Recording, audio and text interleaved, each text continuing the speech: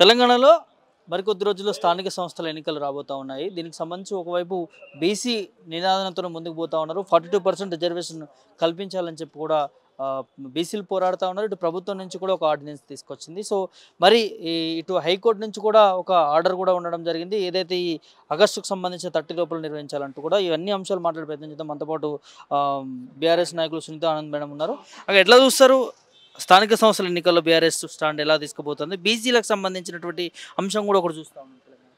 ఇవాళ రేవంత్ రెడ్డి ప్రభుత్వం బీసీల పట్ల ఏమాత్రం చిత్తశుద్ధి లేకుండా వ్యవహరిస్తున్న తీరు యావత్ బీసీ సమాజం గమనిస్తూ ఉన్నది, తెలంగాణ సమాజం గమనిస్తూ ఉన్నది, ప్రజలు అర్థం చేసుకుంటున్నారు. కొండకొక ఎంటుక కట్టి మా ప్రయత్నం మేము చేసినామన్నట్టుగా బీసీల కోసం రేవంత్ సర్కార్ చేస్తూ ఉంది. కామారెడ్డి డిక్లరేషన్ పేరుతోని బీసీలను నమ్మించి 42% స్థానిక సంస్థల్లో రిజర్వేషన్లు కల్పిస్తామని ఇంకా అనేక హామీలు బీసీలను ఉద్దేశించి అక్కడ సరే ఆ హామీలన్నీ పక్కన పెట్టినా వాళ్లకు సబ్ ప్లాన్ అయితేనేంది, ఎంబీసీ మంత్రిత్వ శాఖ అయితేనేంది, మరి 200 కోట్ల బడ్జెట్ అయితేనేంది, ఇవన్నీ పక్కన పెట్టినా ఈ రిజర్వేషన్లు ఈ స్థానిక సంస్థలు ఇప్పటికే 1.5 కాలం గడిచిపోయింది. స్థానిక సంస్థల ఎన్నికల గడువు ముగిసింది. అట్లాంటి సందర్భంలో ఇంకా దీన్ని కొనసాగించడం అయితే నిజంగా బీసీలు క్షమించరు. బీసీలే కాదు, యావత్ తెలంగాణ సమాజానికి నష్టం జరుగుతూ ఉంది. పాలన మరి ఎట్లాగూ రాష్ట్ర ప్రభుత్వం పాలన పడకేసింది, విఫలమైంది. పాలనలో అన్ని రంగాల్లో కూడా పాలనా పరంగా ఘోరమైనటువంటి వైఫల్యాన్ని కాంగ్రెస్ ప్రభుత్వం పొందింది. అట్లాగే స్థానిక సంస్థలు అటు గ్రామ పంచాయతీలు అయితే ఇతరత్ర అన్ని మున్సిపాలిటీల్లో కానీ పాలన పడకేసింది. పారిశుద్ధ్యము, తాగునీరు, సాగునీరు, ఇతరత్ర ఏ సమస్యలైనా, పల్లె ప్రకృతి వనాలైనా, వైకుంఠ ధామాలైనా, ఏదైనా పరిశుభ్రత విషయంలో అయినా పూర్తిగా పాలన పడకేసినటువంటి పరిస్థితి గ్రామాల్లో ఇవాళ చూస్తూ ఉన్నాం. కేంద్రం నుంచి రావాల్సినటువంటి నిధులు వెనక్కిపోతున్నటువంటి పరిస్థితి చూస్తూ ఉన్నాం.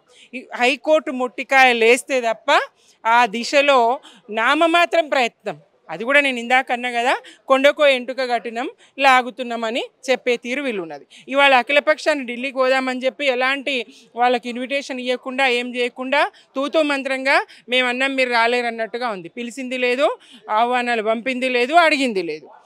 ఏమాత్రం వీళ్ళకు చిత్తశుద్ధి లేదు. అదే క్రమంలో అటు బీజేపీ కూడా ఇట్లానే ఉన్నది. బీజేపీ స్టాండ్ కూడా ఈ 2 జాతీయ పార్టీలు బీసీలను దోకా చేస్తున్నాయి, మరొక్కసారి బీసీలను మోసగిస్తూ ఉన్నాయి, పదే పదే బీసీలను మోసగిస్తూ ఉన్నాయి. స్వతంత్రం వచ్చిన కాడి నుంచి మరి కాంగ్రెస్ బీసీలను మోసగించింది అడుగడుగున.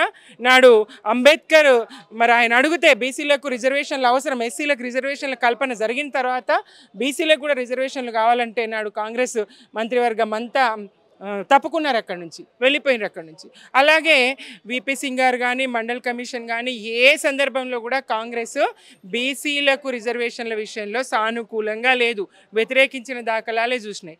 ఇప్పుడు రాహుల్ గాంధీ గారు కామారెడ్డి డిక్లరేషన్లో ఆయన వచ్చి మరి చెప్పి మాట్లాడి ఇంతవరకు దాని గురించి అతిగతి ఏది లేదు. కాంగ్రెస్ వైఖరి, బీజేపీ వైఖరి, నువ్వు ఇచ్చినట్టు చేయి, నేను అడ్డుకున్నట్టు చేస్తా, ఏది సాకు. మరి అందులో 10% ముస్లిం మైనారిటీలను కలిపారు, అందులో ముస్లింలను కలిపారు కాబట్టి మేము అడ్డుకుంటున్నాం. ఇదే బీజేపీ పాలిత ప్రాంతాల్లో వాళ్ళు ముస్లింలకు రిజర్వేషన్లు ఇస్తారు. అదే మోదీ గారు ముస్లింలకు ఏం చేయాలో అన్నీ చేస్తారు. పైకి మాత్రం ముస్లింలను వాళ్ళు వ్యతిరేకిస్తున్నట్టుగా ఒక దుష్ప్రచారం చేస్తూ హిందువులను నమ్మించాలని, మెజారిటీ శాతం ఉన్నటువంటి హిందువులను నమ్మించాలనేటువంటి కుట్ర వాళ్ళు చేస్తారు. ఇక్కడ హిందూ ముస్లిం వివాదాన్ని అడ్డు తీసుకొచ్చి ఆడబెట్టి బీసీల ముందర పెట్టి దీన్ని అడ్డుకోవాలని వాళ్ళు చూడడం, కావాలని వివాదం చేయాలని వీళ్ళు చూడడం. 2 జాతీయ పార్టీలకు బీసీల పట్ల, బీసీల అభ్యున్నతి పట్ల, బీసీల ఎదుగుదల పట్ల, రాజకీయ అవకాశాలు కల్పించే దాంట్లో కానీ, విద్యా ఉద్యోగ ఉపాధి రంగాల్లో అవకాశాలు కల్పించే దాంట్లో కానీ, బీసీలను సామాజికంగా ఒక ఉన్నత స్థానంలో సమాన స్థాయికి తీసుకురావాలనేటువంటి ఆలోచన, ఆశయ ఇది 2 జాతీయ పార్టీలకు లేదనేది ఇక్కడ బీసీ సమాజము అర్థం చేసుకునే పరిస్థితి కనపడతాం. ఎట్లా ఉండబోతుంది స్థానిక సంస్థల ఎన్నికలు ఒకవేళ బీసీలకు రిజర్వేషన్ ఇవ్వకుండా పెడితే? బీసీలకు రిజర్వేషన్ ఇవ్వకుండా ఎన్నికలకు పోయే ప్రసక్తే ఉండదు. అది అడ్డుకొని తీరుతాము దాన్ని. మా పార్టీ ముఖ్య నేతల బీసీ ముఖ్య నేతల సమావేశం కూడా ఇప్పుడు జరగబోతా ఉన్నది. బీఆర్ఎస్ యావత్తు తెలంగాణ ప్రజల పక్షాన ఉన్నట్టుగానే బీసీల పక్షాన కూడా బీఆర్ఎస్ ఉన్నది. బీసీలకు వెన్నుదన్నుగా బీఆర్ఎస్ నిలబడతా ఉన్నది. నాడు కేసీఆర్ గారు బీసీల రిజర్వేషన్ కోసం ప్రయత్నం చేసిండ్రు. ఇదే కాంగ్రెస్ సర్పంచులు, కాంగ్రెస్ ప్రజాప్రతినిధులు కోర్టుకెళ్ళి నాడు అడ్డుకున్నటువంటి పరిస్థితి చూసినాం. మళ్ళీ అదే కుట్ర ఇప్పుడు నాడు మేము చేయబోతే అడ్డుకున్నారు, ఇప్పుడు వాళ్ళు చేయడం లేదు. మాట మాత్రం చెప్పి దొంగ హామీలు ఇచ్చి బూటకపు హామీ ఇచ్చి ఇవాళ గద్దె మీద కూర్చొని బీసీలను అణగదొక్కేటువంటి తాము గద్దె మీద కూర్చొని బీసీలను గద్దె కింద అణగదొక్కే ప్రయత్నం కాంగ్రెస్ చేస్తూ ఉన్నది. మా వైఖరి స్పష్టం.